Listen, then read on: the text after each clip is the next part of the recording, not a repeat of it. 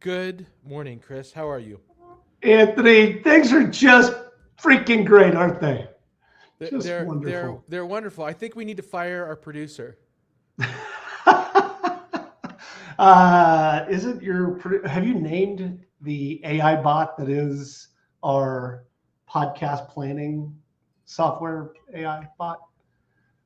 Yeah, If so, we can yell at it. We can just say, you yeah. know, It's never the AI's fault. Just it's just never, as is, it's never the AI's fault.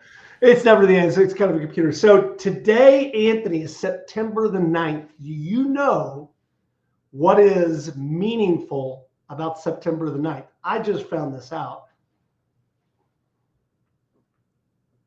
What? Huh? What? I don't know if I followed that. What's Ask me that again, meaningful Chris. about the day, September the 9th? 9-9, It is 9-9. 9/9, but it's not what you think. September Okay. the 9th is the most populated birthday of all the 365 days in the year. I had no idea. It is my friend Katie's birthday. Happy birthday, Katie. Not that you'll listen, but she told me, and so I was like, I Googled it. And sure enough, 9/9, the most populated birthday. It has something to do with New Year's Eve. I don't know. Maybe. Could be New Year's Eve. Just also happy birthday, everybody out there for that's birthday You is know, if you're on standing in a 9/9. room of, if you're standing in a room of 30 people, it's a really good bet to bet somebody that two people share the same birthday in that room. What is it Because about that distribution? There's something weird about that math. yeah, Is there's it something clunkiness? weird. What is So it? if you bet somebody, I bet you two people share the same birthday. The likelihood that you're right is it's a really solid bet. If it's a 1-to-1 bet, you're gonna win that bet. It's a pretty interesting fact. I will leave it to somebody who's better at math to explain why that is for us. Anthony, I who have a dad joke for controls? you. Oh, tell me, please. Um, I remember everything about the days I was a lumberjack. I kept a log. So dumb. That wasn't even worth it for me to stop it. I should have just. As I'm looking at the live stream, the one live viewer just dropped right as you said that joke. Sorry, one live person viewing for the dad joke. That was really bad. I thought it was terrific, Anthony. You and I we're a little surly today, so it should be a great episode. Who controls your customer relationships? You or your systems, Anthony? It's probably your AI. Did you know 67% of customer churn happens because of poor service experiences, not product issues, according to a 2024 Zendesk study? When Sarah Chin at the $1 Billion Fund analyzed 500 startups, she's got, first of all, what a great name. What are you? The $1 Billion Fund. Fund. Yeah. She discovered that the companies with systematic retention processes retain 40% more customers than those relying on personal relationships. The insight, scalable systems create more reliable retention than founder charisma, Anthony. Today on How to Founder, we're talking about customer retention. I am your host, Chris Franks. With me, as always, Mr. Anthony Franco. We were supposed to have a guest, my old buddy, Ben Walker, who I've known since college, but we didn't send him the invite. So small little Producer's fired. snafu. Producer Producer is fired out there. But I really think it's an important topic, and I think it's one that you and I can dive into. So talk to me about customer retention, Anthony. What is it? Why do I care? And I think there's these two ideas. The first one is SaaS, software as a service. You pay me every single month. You've done those businesses, right? You You've actually, also done, in the pro forma for SaaS businesses, you model churn. right. You have You literally account for that you're going to lose customers. How weird is that? The That's I mean, weird, but right? you have to do that, right? You Like you have to do it. because you will lose customers. It's just part of the Yes. deal. And then secondarily, you have this other thing, which is these non-customers out of your retail businesses, things you've done in the past, which is really hard to get customers back. So first of all, just tell me how you think about this. What is it about customer retention? How do you start to think through keeping your customers? You've worked so hard to earn a customer, Anthony. How do you keep them? Well, I was thinking about you can't rely on owner charisma in order to keep customers, and that has been absolutely true for me. um, Well, that would require charisma, Anthony. That was, exactly right. neither of you have any charisma. um, I think of it. I still think of it in stereotypical tropes. Okay, build a better product. Have a heart of service. Care about your customers. The things that we've said that are essentially meaningless on this podcast thousands of times. And what I like about this topic is how do you systemize that? How do you, and I've never thought about it, being really candid, Chris, I've never thought about it in a way of like, how do you create a customer retention system? And I'm trying a little bit of a blank. What do you got? So here's in previous worlds when I was doing growth marketing and doing more chief revenue officer type stuff. The first thing I would say is in SaaS companies, it is not about making the first sale. The first sale actually is easier than the second sale, but it is 100% about making a sale every single month with that customer.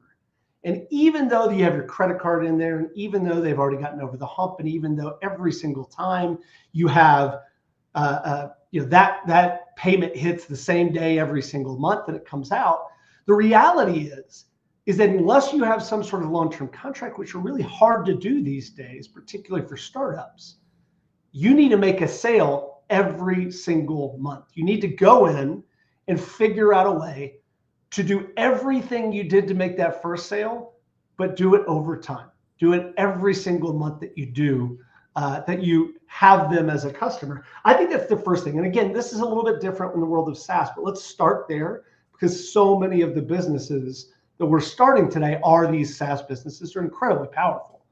But Yeah, is that something that resonates with you?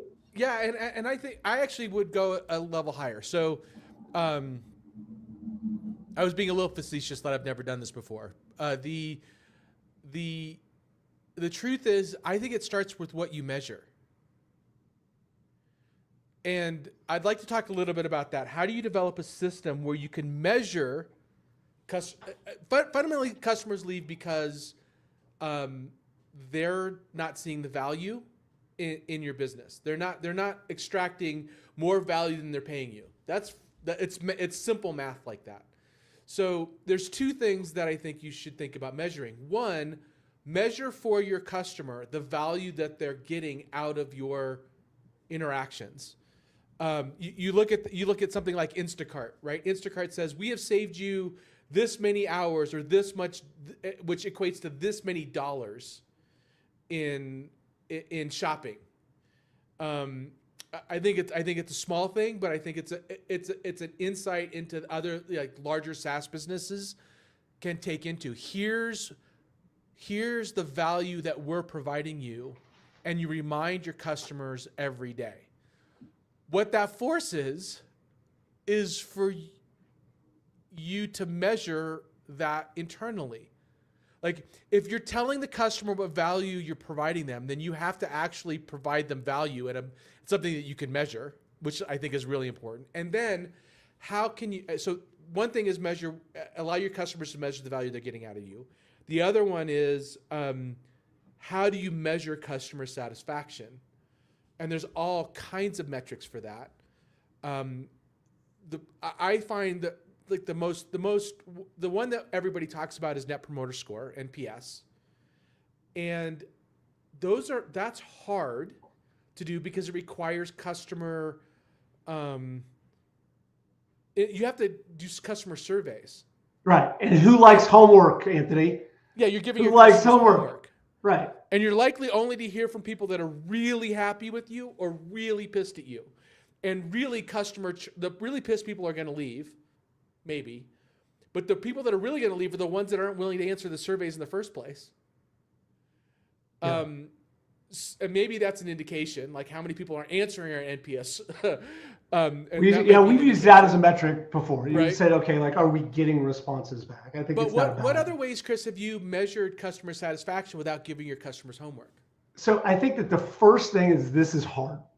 Because it's hard because what you need to do, and we're using the idea of a SaaS So the application. first topic that we cover on the How to Founder podcast is this is the first one that's hard. That's right. Everything else is easy. Everything else is a piece of cake. Super this is cake. Great. All right, here we go. Right. I'm ready. Let's dive into hard, finally. The reason why this is hard is because if we're using the example of a SaaS product at this point, a SaaS software product, is that you need to gather user data, which is oftentimes difficult. You're oftentimes using really low-level data to come out, and you have to parse the data to come out to see, are people actually using your stuff?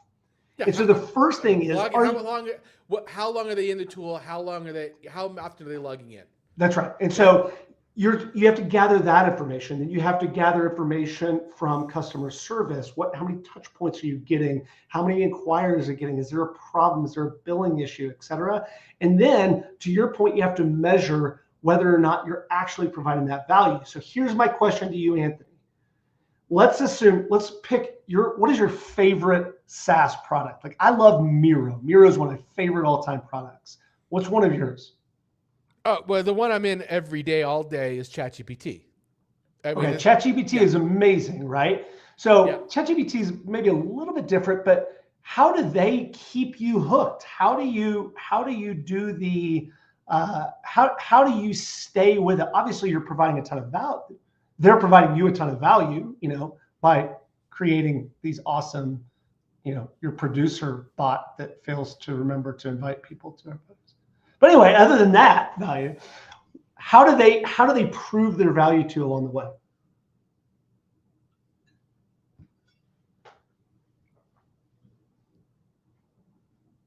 So sorry for the long pause, but I'm really trying to think through this. The truth of it is, I think it's a great example because I have ChatGPT, I have Claude, I have Grok, I have Gemini, like I have all of the LLMs, and I would say I bounce back and forth between them. The one that I would give up last would be ChatGPT, and really the reason is because I have the most history with it. So you have sunk costs. I have sunk costs. Right. So I don't. I mean, I would imagine that Sam Altman is not as. I imagine he did that on purpose, where it's painful to leave. Now, I'm not complaining about ChatGPT, but there's a lot of SaaS companies that's really what their hook is. You have learned. I take the Adobe Creative Suite in that as well. Like, I subscribe to the Adobe Creative Suite. I know Illustrator and Photoshop, and I do design work in those. And I know I should be learning Figma and Canva and the other design tools. And I'm just like, I don't want to go learn another tool. So they've got me because I've put so much energy and effort in learning the tools that I'm in. That I'm likely not going to change because the cost of changing is too painful. I don't know if that's a good strategy though. I think it is an amazing strategy, and I think it's probably the strategy as we talk about retention, which is how do you build, for lack of a better word, the switching pain? How do you make it more painful to leave than it is to stay? And I think that what you've just hit on is probably the core strategy, which is a great retention strategy starts and begins with an amazing onboarding strategy. It Yes. helps teach you how to use the application. It gets you going. It gets you down the road. And so you get that sunk cost relatively early within that first month before it's that churn risk time, which is usually month 1 to 3. Right? So it tries to get you using the application. And to do that, you do all those clever things, including sending emails. You try to train people. You do tutorials on screen. You continue to do everything you possibly can to try to get somebody to actually use the product. I think it's a pretty profound point, Anthony. Unintentionally. The problem with it, the problem I have with it is that has an ick factor to it. Like I don't know why, but I feel like it's manipulative. Fully disagree. Fully disagree. If wrong. I'm paying $20, so for Miro, for example, Miro is just a whiteboard, just an interactive whiteboard. Now, again, we could talk about adding features and feature stacking, and every time you go on, they suggest that there's a new feature that you can add, etc. But the reality is that why I stay is I've got all my stuff in there. It's really hard to get out. It's really hard. I would like them to provide value in month 1. And so I know I can actually start using the product that I'm already starting to pay for. Even if it's a freemium model, how do you get people to actually use the product and provide that value? Because that's, even though you're saying that the ick factor is the sunk cost factor, what leads to that is just good software design. Yes. The reason why I hesitate on it is because your intention shouldn't be make it painful to leave. Your intention should be provide as much value so your customers want to stay. Oh, I think there's a way you could absolutely get it wrong, right? Like you could get that notion of getting it wrong. So there's a story. I want to say the house was up by your old house, Anthony. It was like the largest house in the United States. And the guy was like, he did credit report stuff. Is this ringing a bell? I know the guy. I don't know the guy, but I know the house. I've been by it. It's a 30,000 square foot house that has 2 imported copper slides from Italy, just as a lark. And I'm pretty sure he got it because it was impossible to cancel. Indoor right? pool, indoor full basketball court, indoor, like it's the thing is it has to have a special driveway so that fire trucks can get in. But didn't he? I think we unpacked it. Like we talked about this one time that he did one of those credit reporting services and just made it almost impossible to cancel, didn't he? Like he'd been reported to Better Business Bureau all these times, but it just made it almost impossible. All right, so one retention strategy, right there. Black hat. There's not a bright line between good intention and bad intention here, right? It is a little bit of a fuzzy line. That is definitely over the line, making it hard to cancel your subscription. There's a special place in hell for people like that. Yeah, there is a special place in hell. Yeah. All right, so I want to talk about one other piece here before we get into. So we talked about some specifics, particularly in the SaaS world. Got to a couple of principles, ideas around, hey, we need to make sure we can onboard our product. We make sure we track value along the way. We make sure we stack value. One thing we didn't mention, but let's just mention it, is every time you release a feature, make sure you're talking about that feature. Today on StreamYard, as I logged in, Anthony was talking about the new features they added. They do that very systematically. So let's talk about non-SaaS companies. And so how do you think about retention? How do you think about the second sale in retail or e-commerce? And I know a lot of the stuff you did was in Amazon. Amazon's really hard to get customer data out of. But even for the stuff you did in e-commerce, how did you approach the second e-commerce sale? Yeah, so let me talk about what areas that I think founders have made a mistake here first, and then we could talk about the tactics.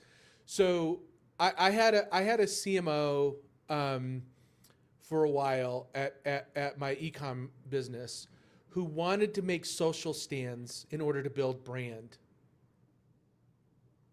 Social stands, as in so she wanted to, whatever the social meme of the day was. She wanted us to take a stand against it. Got it. So like Kentucky, actual, right? like, all right, Like positions, right? we're in the fight with you, right? Yeah. And in that company, we sold whiteboards. People could give a rat's rear end whether or not we liked Trump or Obama, or like it didn't. Nobody, like, it's like, you sell whiteboards, shut the hell up. I don't care what you think about that, and you're gonna either piss people off, or you're gonna alienate customers, or you're gonna get called for greenwashing or washing and trying to attach yourself. That stuff just doesn't work. It's not real. It's not authentic. Stop it. That's not a way to gain customer attention and customer loyalty. It's the number one thing you suggested that we of adding value. Oh my gosh, we have a surprise visitor. I'm your special guest today. Oh, Miss Stephanie Hayes, everyone. Did you get ready just to join us on the podcast, Stephanie? This is very no. kind I of you. had another call that got canceled, so I thought, well, since our guest didn't show up, I might as well come join you guys. I was just saying that, and look, I was just going to put up your quote that just says "sassy," which I thought was pretty funny. It was pretty funny. Stephanie, the podcast just got exponentially better looking. We appreciate it. I'll give you the take at this, which is we're talking about customer retention. We're talking about right now retail customer retention, non-SaaS cut where you're paying every single month. I think that the one thing that you're just saying, Anthony, is that it's about providing value to the customer. And if you're not started with what not to do, right? What I started with not to do. I think like really tactically, the first thing you have to do is have a channel to your customers.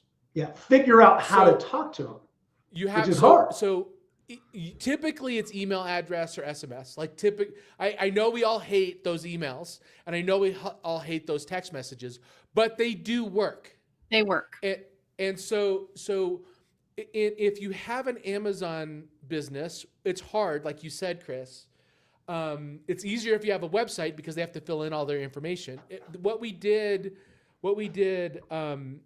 with an Amazon business is you have to be really careful because Amazon has terms of service, but we included registration cards, like register your product with us and we'll send you a gift, a thank you gift.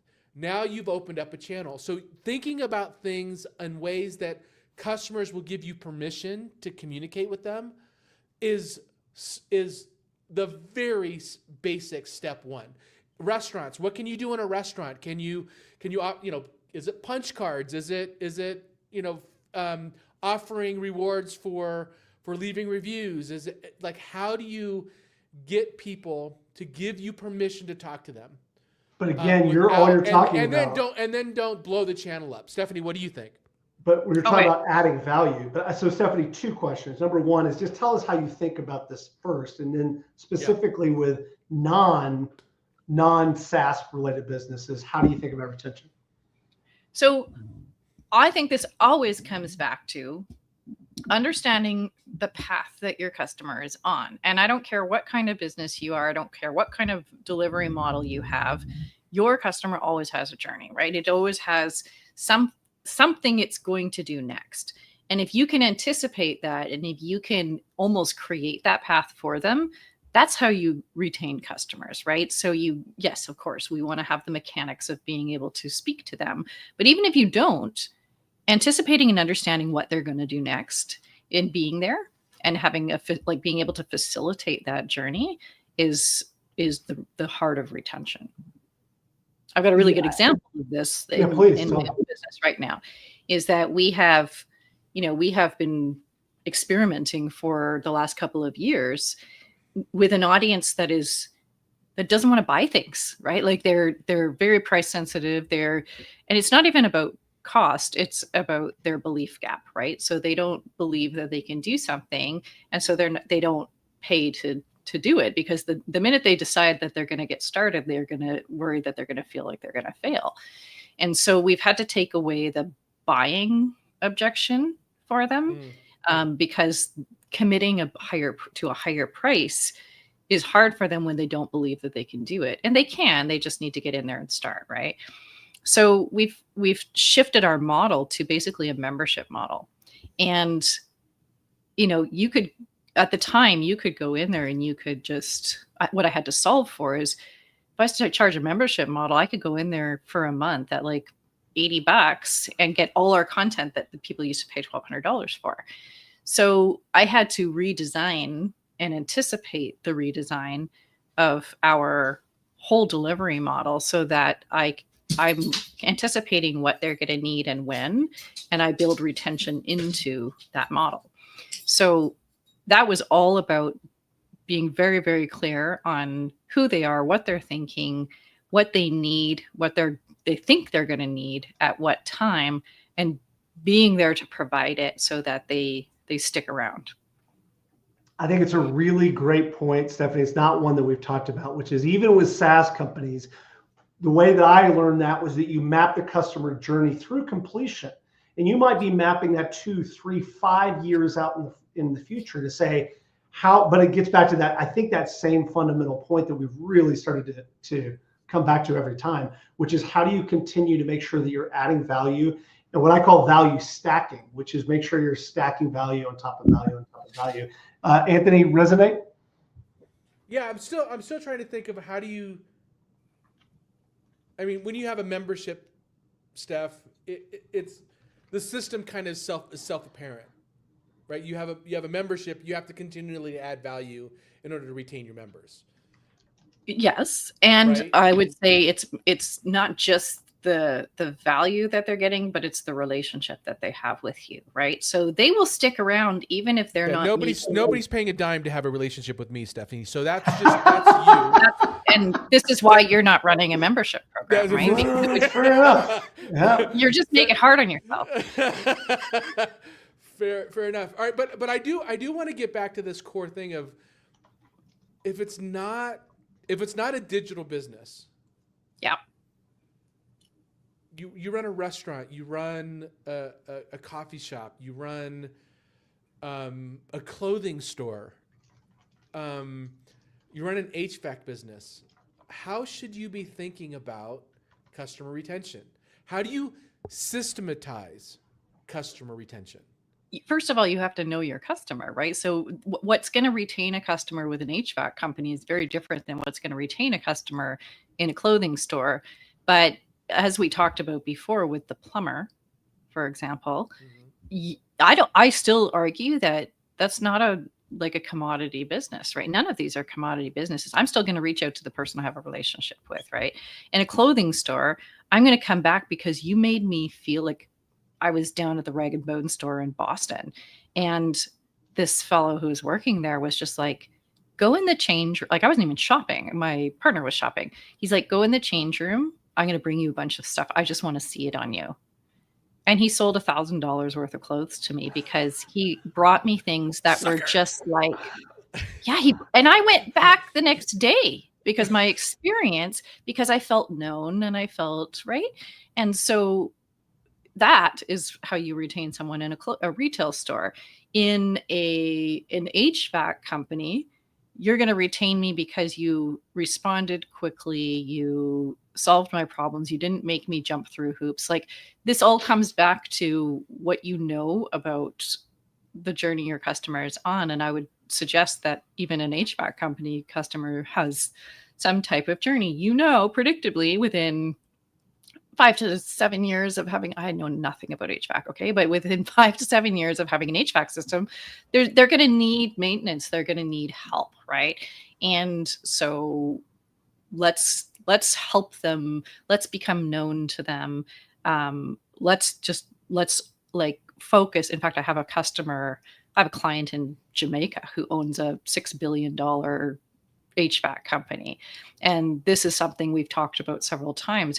These are big corporate clients, right? How do we retain them and keep providing services to them and keep them on our roster? And for them, it's all about removing all of the roadblocks that these corporate customers have to procurement and access to services and access to materials that they can't get on the island, right? So she just happens to know the unique nuances of the buying customer there, but that's going to be really different than an HVAC company up here, right? So this is I think a really interesting heart of the question, which is we started off the episode with talking about how do we build a system around retention, and what we landed at this point is that we've gotten to a place where really building relationships is the key. The most important thing is to build some sort of long-lasting relationship, and whatever tools you can do to do that. And I'm thinking simple things like the magnet that you put on the HVAC system, sending a card for Christmas. I mean, really kind of the stuff that is more old school, but still those are things that you can do to build a relationship. So the question becomes, can you build a system, or is this genuinely so bespoke, particularly non-SaaS companies, that you need to be able to go out and just do it? You totally can. I'll give you an example. So my wife, when I met her, was working as the general office manager for a dental practice. Are you still married? Barely. I mean, I was gonna say, it's what's the day? Really, it's the. Yeah, she's reconsidering her options right now. My wife is great. Anyway, so she was working as general manager at a dental office, and the way so very high end, very well known dental office, and they were known for their service. And one of the things they did is they took service training very seriously. And to the extent they sent her and the team, they made sure that every employee went through the Ritz-Carlton School of Service. Like, I think they still offer it, where the Ritz-Carlton, you can send people there to them, and they train you on what service really is. And making it just training a part of something that everybody gets within the organization, I think is a terrific way of systematizing it by recognizing it's all about that human connection and the human element. And like, of course you can build you can systematize any sort of retention strategy, but first you have to know what keeps people around for your particular type of business. Look at realtors, okay? Like, great example. When my parents bought the house that they're in right now, I was 12 years old and I found the house for them. I just walked up to this house that was for sale on the street, and I walked in, they were having an open house. And I said, "Can I come in and look at the house? I think my parents might like this house." And they were like, "Okay." And then we bought it. So that realtor, how old am I now? 50? Still sends my parents a Christmas card every year, and my parents still know his name. And they refer him out to, like, they're not going to sell, but when they do, they'll probably call him because he stayed front of mind for them every year for 38 years or whatever it is. And so it's the same, like, he knows who these people are. And so he knows what keeps, because a real estate transaction, he knows you having a second one is a long-term engagement, right? That's a long-term retention. It's not like my parents are flipping houses or anything. So he knows his market, and, HVAC customer knows her market. So as soon as you know what retains your clients and what they care about, then you can build a system around that. But it's such a great point, Stephanie, because if you look at these businesses, and so in our world, that would be a timing problem, Anthony. Timing problem, knowing we don't know when somebody is going to want to sell their house, right? We don't know what, my kids got too big and we decided to sell our house and move to a bigger house. That was something that was happening internally. There was no external signs. We just had those conversations. That's a timing problem. But what these people do is they stay in front of you. They stay in their peripheral vision to such a capacity that you're ready for that repurchase. Yeah. It is like, that is a really profound thing that I think that people in more modern SaaS e-commerce businesses, we can take lessons from those realtors. It's the first thing I've ever learned from a realtor. Probably. But you get all these shitty like notepads and magnets and stuff. You're like, why does he send me this junk? Well, because it works. Because for 30 years, my parents have had Gary Cruz's, I don't even know if he's still alive, but he had his magnet on their fridge. Awesome. And his notepads. And so as soon as they're like, our health is declining, we need to sell our house, they're going to call him. I know they will.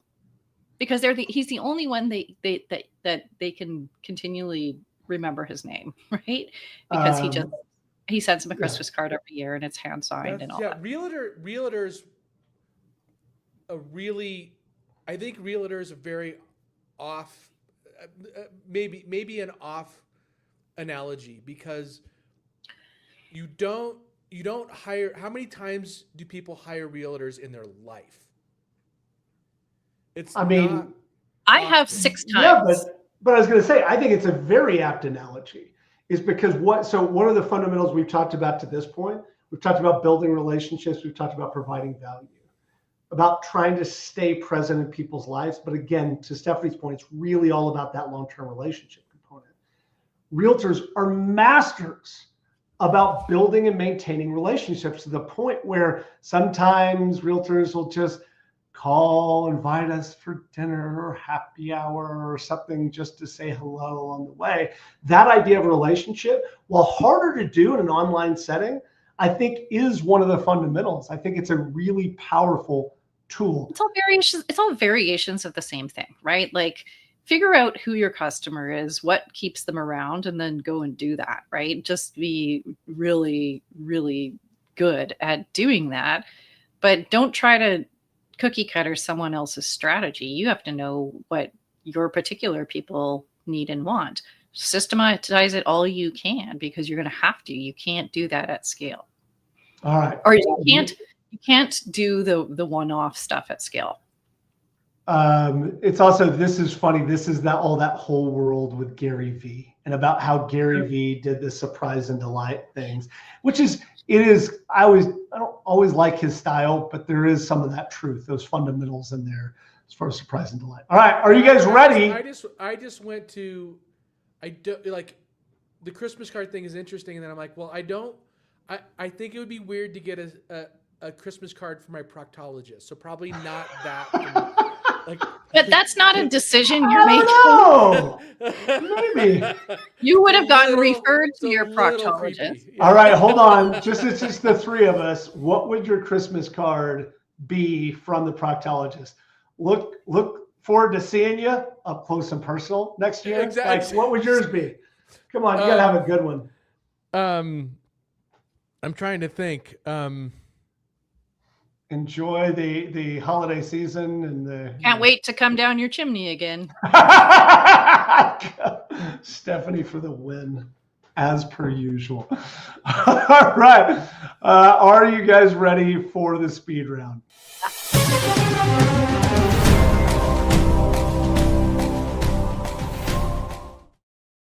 All right, I'll ask you both the question. You guys answer. First thing pops into your head. We'll try to keep it under 25 minutes for the speed round for the two of you. I don't know if it's possible.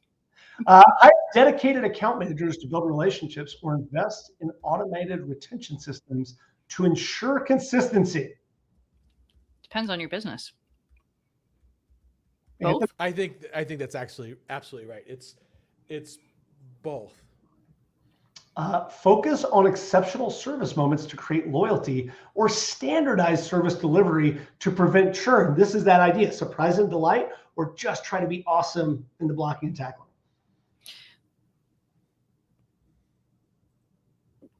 Surprise and delight, because those are the things that, like, if you have consistently good service, nobody writes a review on that. But if you surprise and delight, that's that whole book about what's his name, Patrick, whatever his name is, and how fucking up can actually give you more opportunities to surprise and delight. And people will write reviews after something like that, but they won't if you just consistently give great service.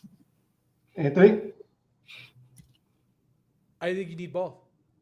Fair enough. Build personal relationships with key clients to secure retention, or create systematic touch points to scale retention. Stephanie? Second one. You need both. Again, it depends on your business. Oh God, he's on the fence. Respond to customer issues personally to show care, or systematize issue resolution to ensure reliability. Stephanie. One. Yeah, one. That's how you get the good Okay. reviews. Yes. All right. Customer service delivery for each client to build loyalty, or standardize the process to ensure consistent quality. Stephanie. 2.